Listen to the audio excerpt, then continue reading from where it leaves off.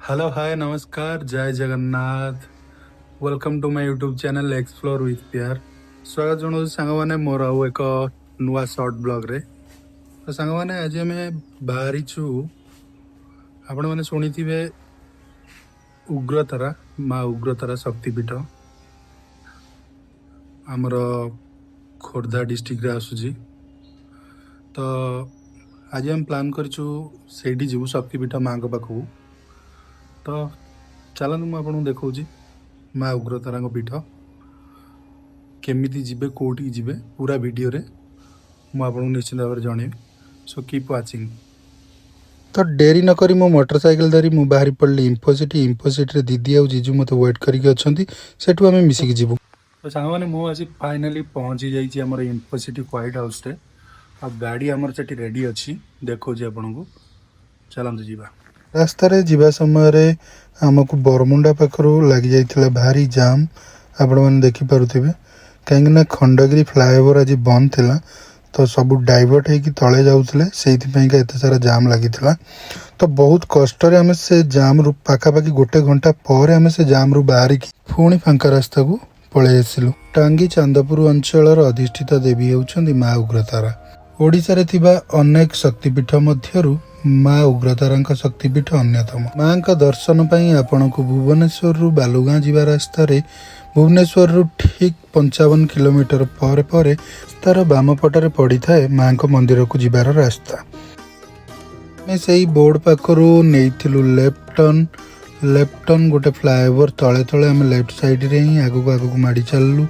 रास्ता भी बहुत फांका थिला आ गाड़ी भी आमर 50-60 स्पीड रे आमे चली किछि समय जीवा पर ओवरब्रिज तले लेफ्ट साइड रे माँ को मंदिर रो गेट आसथिला जोठी की बाट अच्छी माँ को मंदिर को जीवा पाइका। एटा होची माँ को मंदिर जीवा रास्तार एंट्री गेट। एठू आउ 5 किलोमीटर भीतर को जीवा पर आसीबो माँ को मंदिर। फाइनाली आमे आसी पहुंच जाइछु माँ को मंदिर पाखरे। एटा होची राइट साइड रे माँ को मंदिर। एठी भी आउ गोटे गेट अच्छी आपन को देखौची। एटा होची माँ को मंदिर रो एंट्री गेट रे एंट्री करिबा पर आमे गाड़ी पार्किंग करी बाहर थिलु मंदिर अभिमुखे। मंदिर जीवा रास्ता रे देखिलु बाम पटरे किछि लोक डीजे लगेई डांस करथिले काहेकि ना मंदिर रे आज गोटे बाहागर थिला तो ताकू साइड ही आमे दीदी जीजू आ मु आगो को माडी चललु। देखि पारथि दीदी आ जीजू आगरे जाउछंती मु तांको पछे पछे तांको गाइड करिकि नेकी जाउची। फाइनाली सांग माने आमे आसी पहुंच जाइछु माँ को मंदिर प्रांगण रे। आउ सांग माने आज एठी आसीबार कारण कोन ना दीदींकर किछि मानसिक थिला इतला कि दीदी आ जीजू आज मंदिर आछंती। प्रथमे आमे पळेई गलु पूजा सामग्री किनिबा पईका। एठी देखि पारुथिबे बहुत सारा पूजा सामग्री दुकान अछि मंदिर प्रांगण भितरे।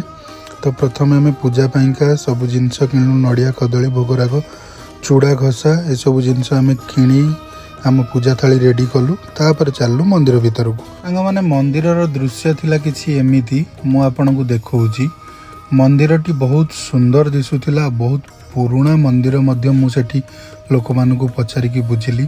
आ मंदिर बाहर एठी गोटे गछ अछि जोठी लोक माने तांकर मनस्कामना पूरण पई मानसिक रखी सेठी शंखा आ चुनरी बांधी थांदी। आपण माने देखि पारुथिबे बहुत सारा चुनरी बंधा आइछि मध्य। चलंतु मु एबे मंदिर भीतर दृश्य आपन को देखौछि। सांग माने मान्यता अछि माँ को पाखरे किछि मानसिक रखी 21 दिन पर्यंत तांकर ओषा उपास पालन करी जदि ठीक रे आपण रहउछंदी जे कोनोसी मानसिक हेले भी आपणकर निश्चित भाव में पूरण हबो। तो सेही आशा रे आमे आज दीदी जीजू मु आसीथिलु माँ को दर्शन पई आ मानसिक कलु मध्य। माँ कर अति सुंदर दर्शन मध्य हेई गला हमर आ सेठिका पुजारी हमर बहुत सुंदर भाव में पूजा भी करथिले। आउ आपण समस्त को अनुरोध जो माने वीडियो देखुछंती माँ को मंदिर को निश्चिंत थरे ना थरे आसंतु। माँ निश्चिंत भाव में आपणकर मनस्कामना पूरण करिवे सेथिलागी मु ठाकुर पाखरे आज मुंडिया मारी आपण समस्त पई जाउची। तो वीडियो टी प्लीज लाइक कर दियंतु चैनल को सब्सक्राइब कर दियंतु। एमिति नुआ नुआ वीडियो देखिया पई निश्चिंत भाव में आम चैनल को सब्सक्राइब करंतु। तो सांग माने माँ कर अति सुंदर दर्शन करिबा परे आमे फेरी आस्थिलु भुवनेश्वर। पुणी देखा हबो आगामी एपिसोड रे। से पर्यंत रहिली जय जगन्नाथ।